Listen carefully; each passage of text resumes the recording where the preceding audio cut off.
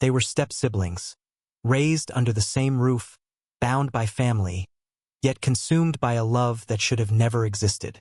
At first, it was subtle. A glance held a little too long, a touch that lingered, late-night conversations that stretched until dawn. But what began as quiet temptation soon became something far more dangerous. Zach and Sandra's love was forbidden, a secret they swore to protect. But love built on secrecy has a way of turning into something else, something darker. As the years passed, their connection became suffocating, tangled in obsession, control, and an unrelenting need to possess each other. Sandra tried to escape, to carve out a life of her own, but Zach wouldn't let her go. And when she made a choice that threatened to sever their bond forever, Zach snapped. The events that followed would leave a community in shock, the internet ablaze, and a family shattered beyond repair. How does love become a prison? How does obsession turn into something so deadly?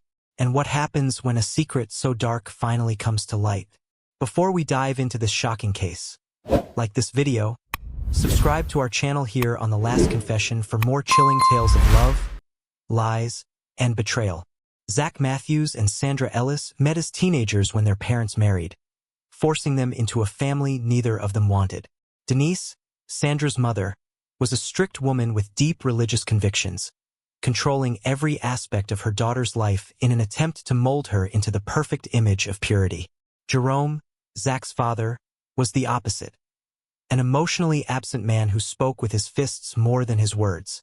Their home was not a place of warmth but of rules, judgment, and tension thick enough to suffocate. From the moment Zach and Sandra met, there was an unspoken understanding between them. They weren't truly family, not by blood, not by choice.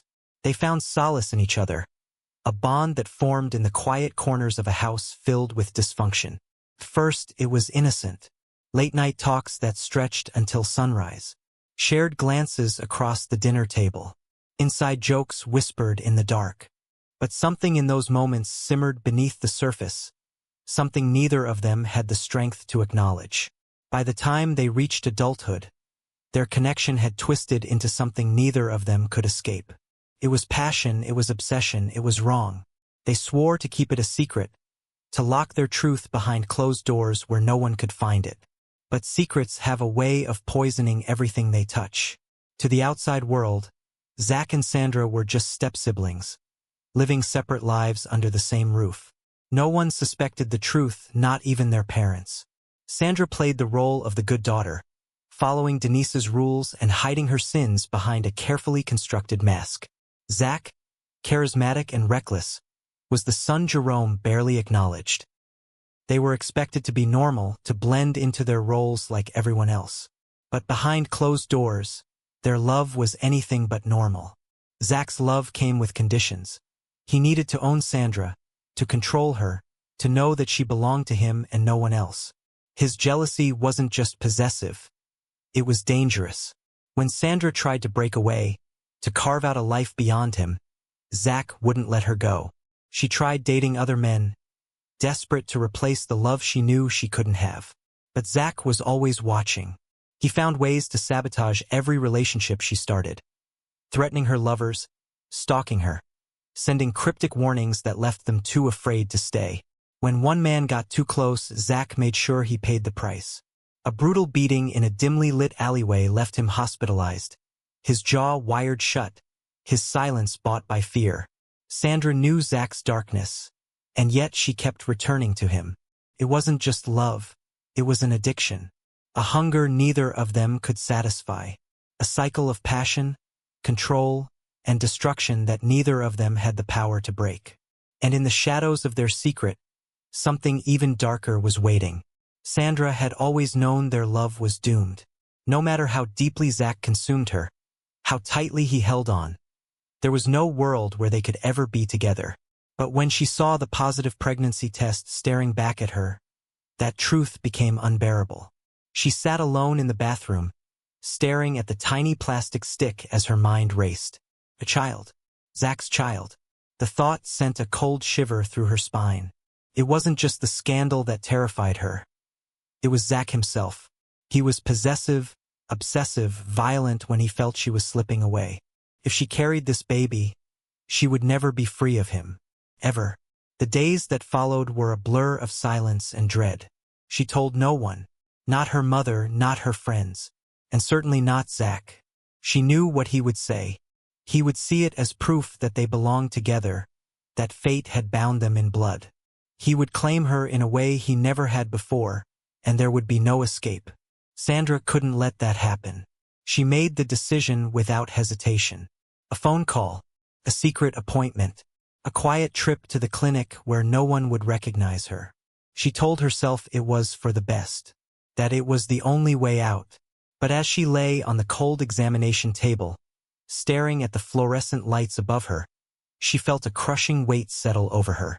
This was the line she could never uncross. When it was over, she returned home as if nothing had changed. She forced a smile, played her part. And when Zach noticed something was off, she told him what he needed to hear. "I lost the baby." She expected anger, but Zach only pulled her into his arms, holding her tighter than he ever had before. His voice was soft, soothing. "It's okay," he whispered. "It wasn't our time. But one day, Sandra, one day we'll have everything we want." His words made her stomach twist. He would never stop wanting her, never stop chasing her. Even after everything, he still believed there was a future for them. For a moment, she thought she had gotten away with it, that she had buried the truth deep enough to escape the consequences. But secrets never stayed buried for long. Zach found out. She never knew how. Maybe he had gone through her things. Maybe he had overheard a conversation. Or maybe he had simply sensed the lie from the moment she spoke it. Either way, when he confronted her, there was no turning back. "You killed our baby?" His voice was eerily calm, but his hands trembled at his sides. Sandra's breath hitched. "Zach, I..." The silence between them was suffocating. Then something inside him snapped. But he didn't react immediately. He left in anger. The storm raged outside, thunder shaking the walls as Zach stood in the pouring rain, staring up at Sandra's apartment window. His clothes were soaked, his breath reeking of alcohol, his mind spinning with one thought. She had killed his baby. She had taken away the only piece of her he could have ever truly owned. He didn't remember breaking in. One moment he was outside. The next he was standing in her living room, dripping water onto the hardwood floor. Sandra's head snapped up from where she sat on the couch, her phone in her hands. She froze, her eyes wide. "Zach?" Her voice was barely above a whisper. "What the hell are you doing here?" He took a step forward, his heart pounding. "You lied to me." Sandra stood, her fingers tightening around her phone. "You need to leave." But Zach wasn't listening. The fury that had been boiling inside him exploded. "You killed my blood," he roared, his voice raw with rage. "You killed our baby." Sandra's face twisted in anger. "It was never your baby," she screamed back. "It was a mistake. We were a mistake." Something inside him broke. He lunged at her, his hands wrapping around her throat before he could stop himself. Sandra fought back, clawing at his arms, kicking wildly, but Zach was stronger. He slammed her against the wall, his grip tightening as she gasped for air. She managed to break free, stumbling toward the kitchen, but Zach was on her in seconds. He grabbed her wrist, twisting it behind her back, forcing her toward the bathroom. The faucet roared as water gushed into the tub. The sound filled the room, drowning out Sandra's ragged breathing. Her body shook as she struggled. "Zach, please," she sobbed. "Please don't do this." His grip on her hair tightened. "You don't get to beg." He shoved her forward, forcing her head under the water. Sandra thrashed, her screams muffled beneath the surface. Her nails dug into his arms, raking deep, but he didn't let go. Bubbles rose, then fewer, then none. Zach didn't move even after she went still. He stood there, staring at her limp body, his chest rising and falling with ragged breaths. But it wasn't enough. His rage still burned. His pain still clawed at him. Dragging her lifeless body from the tub, he laid her out on the bathroom floor. His hands trembled as he reached for the knife on the counter.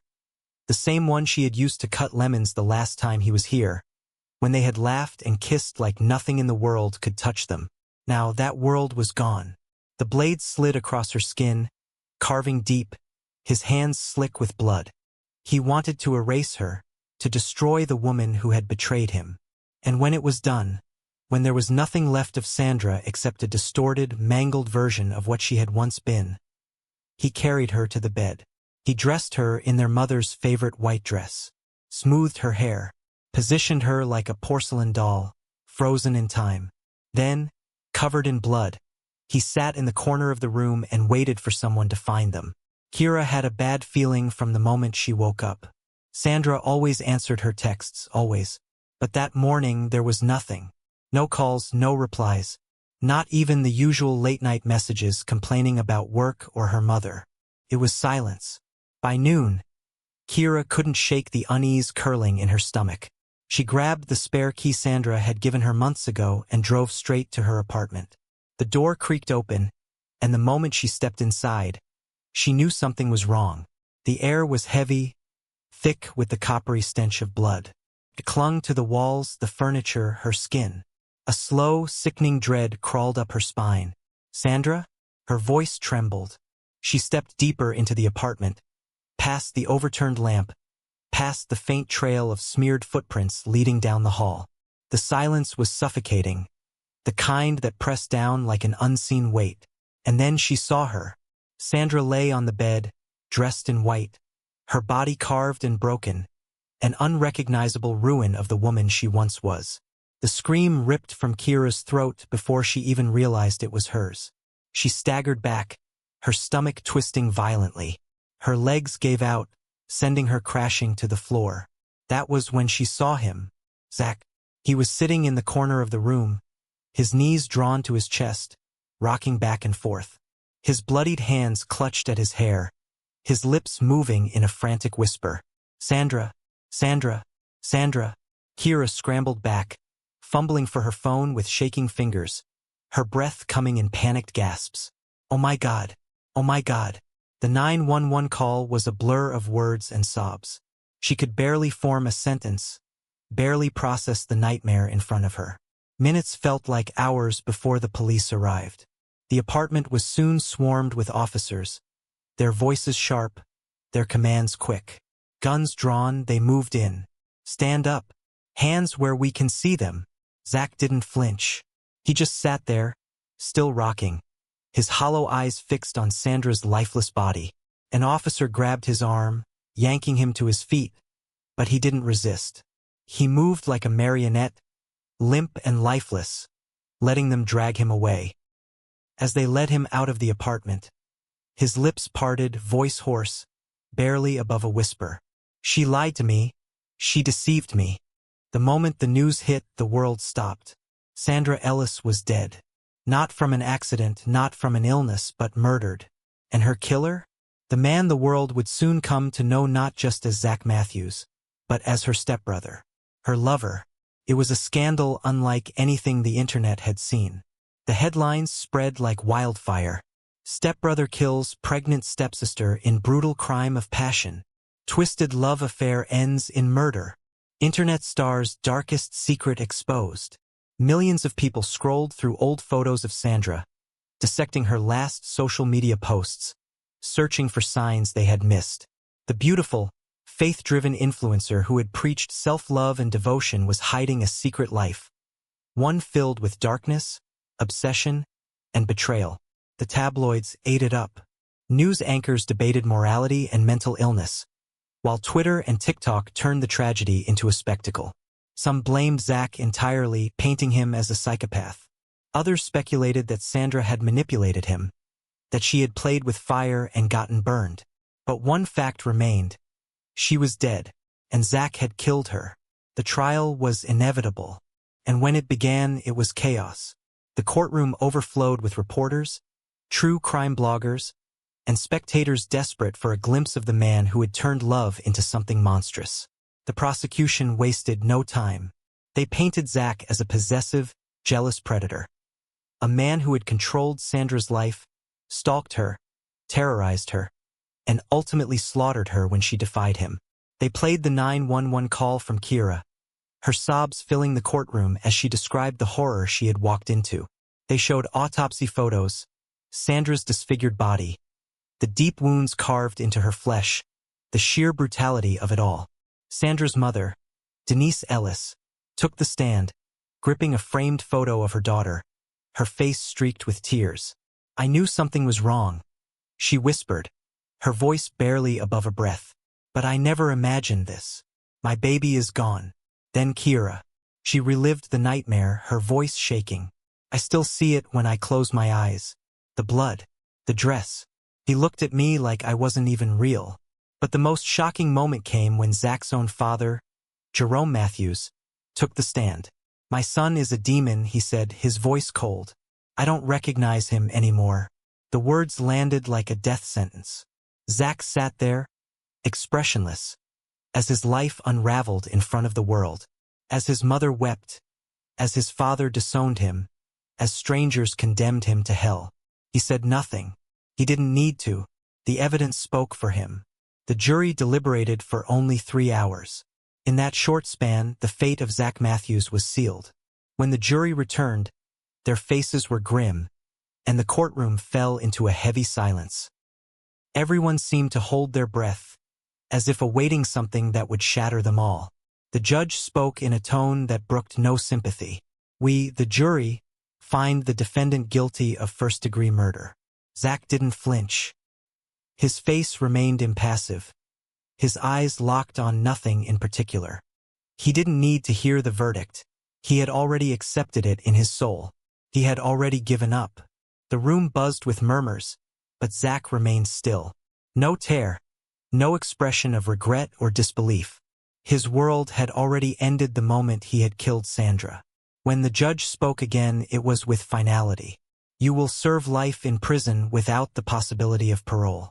Zach was led away in handcuffs, his steps echoing in the silence. His gaze swept across the courtroom, lingering briefly on his mother, who sobbed uncontrollably, and then on his father, who refused to look at him at all. He turned one last time, as if searching for someone who would still see him as human. But the only thing that met his eyes was the cold, unforgiving gaze of a world that no longer cared.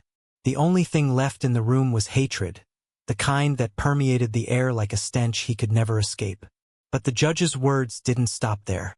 In a rare moment of candor, he addressed Zach's parents, his voice carrying a weight that felt more like an accusation than a sentence. "While the defendant stands before this court for his actions, let it be known that those who raised him, those who were supposed to be his protectors, are not without fault," the judge declared, his eyes cutting through Zach's mother and father. "A child is a product of his environment. And though this court will not shift blame, it is clear that a failure of guidance and responsibility contributed to the circumstances that led to this horrific crime." The words hit like a blow. Zach's parents both flinched. His mother crumbled further into her seat, her face buried in her hands, while his father sat rigid, too ashamed to respond. There was no comfort in that statement, no redemption. It was the final nail in a coffin that had been built long before Sandra's death. A reminder that Zach's life had never truly been his own, shaped by the dysfunction and neglect that had surrounded him. The room emptied, leaving behind a silence too thick to break. This case is a chilling reminder of how love, obsession, and secrets can spiral into something truly monstrous. Zach and Sandra's story is not just about murder. It's about the consequences of a love that was never meant to be. From the moment their parents married, their lives were set on a path neither of them could escape. What started as an innocent bond twisted into something dark, something destructive. The secrecy, the possessiveness, the fear, it all built up like a ticking time bomb. And when it finally exploded, there was no going back. Sandra tried to break free, but Zach wouldn't let her. His love turned into control. His desire became an obsession. And in the end, he proved that obsession is just love's ugliest side. Now Sandra is gone. Zach will spend the rest of his life behind bars, haunted by the ghost of the only person he ever truly loved. Their families are shattered. Their story has been dissected by the media, turned into a spectacle, debated by strangers who never knew them. But in the end, none of it changes the truth. 2 lives were destroyed the moment they crossed that forbidden line. So, was Zach a monster or was he a victim of his own obsession? How far can love push someone before it becomes deadly? And most importantly, could this tragedy have been prevented? Were their parents truly observant and caring? Or did they fail to see the signs of a storm brewing in their own home? Let us know your thoughts in the comments below. And if this story shocked you, like and subscribe to The Last Confession for more cases that explore the darkest intersections of love, lies, and betrayal.